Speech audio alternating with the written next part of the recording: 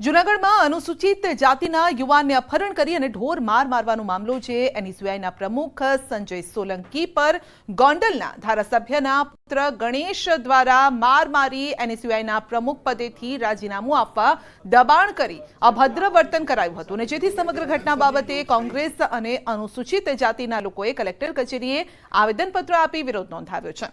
અનુસૂચિત સમાજના અગ્રણી અને કોંગ્રેસના કાર્યકરોએ ઘટનાના જવાબદાર શખ્સોને ઝડપી પાડી કાયદેસરની કાર્યવાહી કરવા પણ માંગ કરી છે।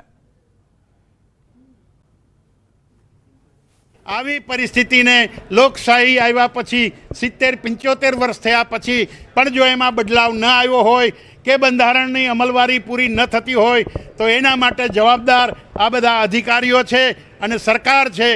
એની ફરજ બને છે કે આ રીતે જે અન્યાય છે એને એવી રીતે ડામી દો કે જેથી બીજી વખત કોઈ હિંમત ન કરે અને એવું એનું રિએક્શન આપો કે જે કોઈ આવો કાયદો હાથ લેવા માટેની પ્રવૃત્તિ ન કરે।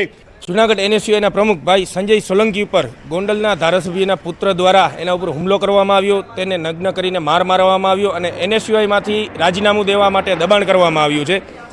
આના વિરોધમાં સમગ્ર ગુજરાતમાં એનએસયુઆઈ દ્વારા આજે જિલ્લાના કલેક્ટર ઓફિસે આવેદનપત્ર આપવામાં આવી રહ્યું છે। એ સંદર્ભે આજરોજ જામનગર એનએસયુઆઈ દ્વારા પણ કલેક્ટરશ્રીને આવેદનપત્ર આપી અને તમામ તોમતદારોને વહેલામાં વહેલી તકે પકડવામાં આવે અને કડકમાં કડક કાર્યવાહી કરવામાં આવે એવી માગણી સાથે એક આવેદનપત્ર આપવામાં આવ્યું છે। તો અમદાવાદમાં રાજકોટ અગ્નિકાંડ બાદ તંત્રની ફાયર સેફટી વિનાના એકમો સામે લાલ આંખ છે અને એએમસી દ્વારા મણિનગરની નેલ્સન સ્કૂલ સીલ કરવામાં આવી છે। સ્કૂલ પાસે એનઓસી ન હોવાને લઈને સ્કૂલ જર્જરિત હોવાના લીધે સીલ કરાઈ છે। અમદાવાદ જિલ્લા શિક્ષણ અધિકારી દ્વારા સ્કૂલના સંચાલકોને કચેરીએ હાજર થવા પણ આદેશ આપ્યો છે। ડીઓ કચેરીએ સ્કૂલ સંચાલકોનું કરવામાં આવશે હિયરિંગ। 800થી વધુ વિદ્યાર્થીઓ કરે છે નેલ્સન સ્કૂલમાં અભ્યાસ અને આ સમગ્ર મામલે અમદાવાદ જિલ્લા શિક્ષણ અધિકારીએ કાર્યવાહી હાથ ધરી છે। રાજકોટમાં બનેલી અગ્નિકાંડની ઘટના બાદ તંત્ર એક્શનમાં આવ્યું છે અને ખાસ કરીને અમદાવાદની વાત કરીએ તો અમદાવાદ મ્યુનિસિપલ કોર્પોરેશન જે છે તે અલગ અલગ જગ્યાએ કે જે સ્કૂલ કોલેજ હોય ટ્યુશન ક્લાસીસ હોય તમામ જગ્યાએ ફાયર સેફટીની સુવિધા ન હોય અથવા એ બિલ્ડિંગને ફાયર એનઓસી ન હોય તો તેવી બિલ્ડિંગને સીલ મારવામાં આવી રહ્યું છે। ત્યારે અમદાવાદના મણિનગર વિસ્તારની આ નેલ્સન સ્કૂલ છે કે જ્યાં પણ ફાયર એનઓસી નથી।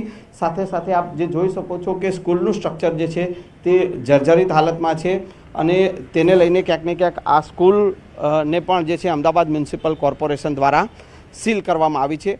હાલ આ સમગ્ર મામલે જે છે તે અમદાવાદ ડીઓ તપાસ પણ કરી રહ્યા છે। આ સ્કૂલમાં ધોરણ 1થી ધોરણ 12 સુધીના 800થી પણ વધુ વિદ્યાર્થીઓ અભ્યાસ કરી રહ્યા છે અને ક્યાંક ને ક્યાંક એ વિદ્યાર્થીઓના જીવ જે છે તે ક્યાંક ને ક્યાંક આ જે સ્ટ્રક્ચર જે આપ આ જોઈ શકો છો સ્કૂલનું સ્ટ્રક્ચર કે જે જર્જરિત હાલતમાં છે એટલે કે ક્યાંક ને ક્યાંક આ વિદ્યાર્થીઓ જે છે તે ભયના ઓથાર હેઠળ અહીંયા અભ્યાસ કરતા હોય તેવું જણાતા હાલ આ બિલ્ડિંગને સીલ કરવામાં આવ્યું છે। અમદાવાદ મ્યુનિસિપલ કોર્પોરેશને આ બિલ્ડિંગને સીલ કર્યું છે અને હાલ અમદાવાદ જિલ્લા શિક્ષણ અધિકારી જે છે તે આ સમગ્ર મામલે સ્કૂલના સંચાલકોનું હિયરિંગ કરી રહ્યા છે। કેમેરામેન નિલેશ સોસા સાથે સંજય ટાંક, ન્યૂઝ 18 ગુજરાતી, અમદાવાદ। નમસ્કાર, ન્યૂઝ 18 ગુજરાતીમાં આપનું સ્વાગત છે। હું છું આપની સાથે સંધ્યા। જોઈએ સમાચાર વિસ્તારથી।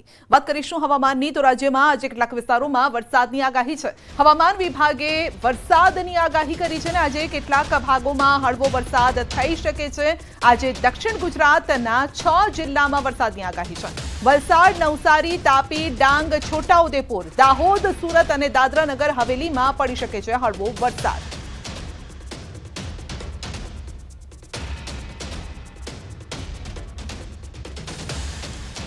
તો ગુજરાતમાં ફરી 8 અને 9 જૂને વરસાદ પડી શકે છે। 8 અને 9 જૂને રાજ્યના ઘણા ભાગોમાં થઈ શકે છે વરસાદ। 8મીએ 6 જિલ્લામાં જ્યારે કે 9મીએ 12 જિલ્લામાં વરસાદની આગાહી છે। અમદાવાદમાં 2 દિવસ વાદળછાયું વાતાવરણ રહેશે।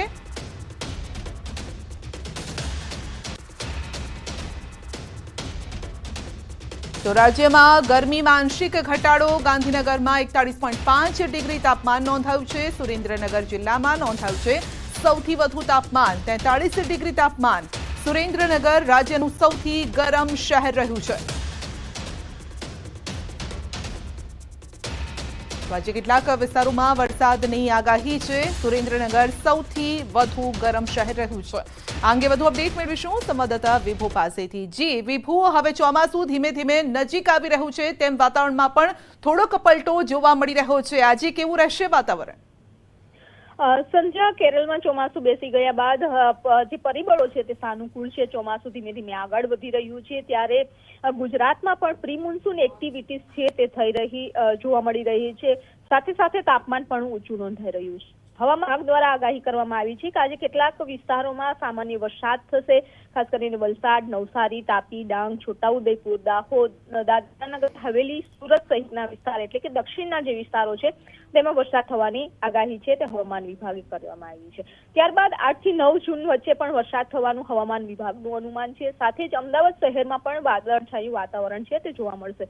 આ જે વાદળછાયું વાતાવરણ અને પ્રી મોન્સૂન એક્ટિવિટીઝના કારણે તાપમાનમાં છે તે થોડો ઘટાડો થશે અને તેના કારણે ગરમીમાંથી આંશિક રાહત મળશે. જી વિભુ, આપનો આભાર.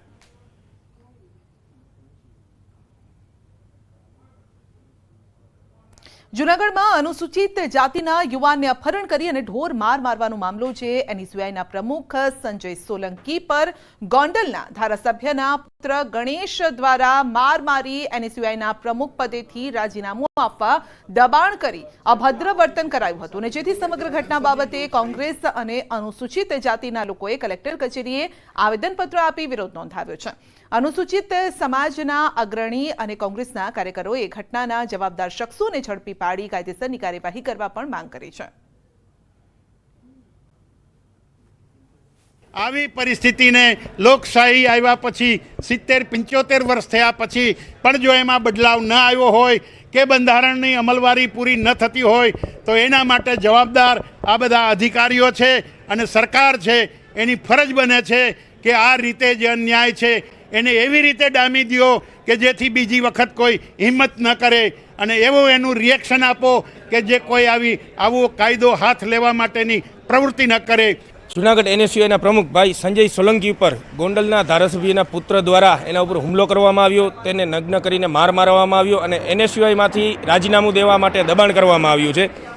આના વિરોધમાં સમગ્ર ગુજરાતમાં એનએસયુઆઈ દ્વારા આજે જિલ્લાના કલેક્ટર ઓફિસે આવેદનપત્ર આપવામાં આવી રહ્યું છે. એ સંદર્ભે આજરોજ જામનગર એનએસયુઆઈ દ્વારા પણ કલેક્ટરશ્રીને આવેદનપત્ર આપી અને તમામ તોમતદારોને વહેલામાં વહેલી તકે પકડવામાં આવે અને કડકમાં કડક કાર્યવાહી કરવામાં આવે એવી માગણી સાથે એક આવેદનપત્ર આપવામાં આવ્યું છે. તો અમદાવાદમાં રાજકોટ અગ્નિકાંડ બાદ તંત્રની ફાયર સેફટી વિનાના એકમો સામે લાલ આંખ છે, અને એમસી દ્વારા મણિનગરની નેલ્સન સ્કૂલ સીલ કરવામાં આવી છે. સ્કૂલ પાસે એનઓસી ન હોવાને લઈને સ્કૂલ જર્જરિત હોવાના લીધે સીલ કરાઈ છે. અમદાવાદ જિલ્લા શિક્ષણ અધિકારી દ્વારા સ્કૂલના સંચાલકોને કચેરીએ હાજર થવા પણ આદેશ આપ્યો છે. ડીઓ કચેરીએ સ્કૂલ સંચાલકોનું કરવામાં આવશે હિયરિંગ. 800થી વધુ વિદ્યાર્થીઓ કરે છે નેલ્સન સ્કૂલમાં અભ્યાસ, અને આ સમગ્ર મામલે અમદાવાદ જિલ્લા શિક્ષણ અધિકારીએ કાર્યવાહી હાથ ધરી છે. રાજકોટમાં બનેલી અગ્નિકાંડની ઘટના બાદ તંત્ર એક્શનમાં આવ્યું છે, અને ખાસ કરીને અમદાવાદની વાત કરીએ તો અમદાવાદ મ્યુનિસિપલ કોર્પોરેશન જે છે તે અલગ અલગ જગ્યાએ કે જે સ્કૂલ, કોલેજ હોય, ટ્યુશન ક્લાસીસ હોય, તમામ જગ્યાએ ફાયર સેફટીની સુવિધા ના હોય અથવા એ બિલ્ડિંગને ફાયર એનઓસી ન હોય તો તેવી બિલ્ડિંગને સીલ મારવામાં આવી રહ્યું છે. ત્યારે અમદાવાદના મણિનગર વિસ્તારની આ નેલ્સન સ્કૂલ છે કે જ્યાં પણ ફાયર એનઓસી નથી. સાથે સાથે આપ જે જોઈ શકો છો કે સ્કૂલનું સ્ટ્રક્ચર જે છે તે જર્જરિત હાલતમાં છે, અને તેને લઈને ક્યાંક ને ક્યાંક આ સ્કૂલને પણ જે છે અમદાવાદ મ્યુનિસિપલ કોર્પોરેશન દ્વારા સીલ કરવામાં આવી છે. હાલ આ સમગ્ર મામલે જે છે તે અમદાવાદ ડીઓ તપાસ પણ કરી રહ્યા છે. આ સ્કૂલમાં ધોરણ 1 થી ધોરણ 12 સુધીના 800થી પણ વધુ વિદ્યાર્થીઓ અભ્યાસ કરી રહ્યા છે, ને ક્યાંક ને ક્યાંક એ વિદ્યાર્થીઓના જીવ જે છે તે ક્યાંક ને ક્યાંક આ જે સ્ટ્રક્ચર જે આપ આ જોઈ શકો છો સ્કૂલનું સ્ટ્રક્ચર કે જે જર્જરિત હાલતમાં છે, એટલે કે ક્યાંક ને ક્યાંક આ વિદ્યાર્થીઓ જે છે તે ભયના ઓથાર હેઠળ અહીંયા અભ્યાસ કરતા હોય તેવું જણાતા હાલ આ બિલ્ડિંગને સીલ કરવામાં આવ્યું છે. અમદાવાદ મ્યુનિસિપલ કોર્પોરેશને આ બિલ્ડિંગને સીલ કર્યું છે, અને હાલ અમદાવાદ જિલ્લા શિક્ષણ અધિકારી જે છે તે આ સમગ્ર મામલે સ્કૂલના સંચાલકોનું હિયરિંગ કરી રહ્યા છે. કેમેરામેન નિલેશ સોસા સાથે સંજય ટાંક, ન્યૂઝ 18 ગુજરાતી, અમદાવાદ.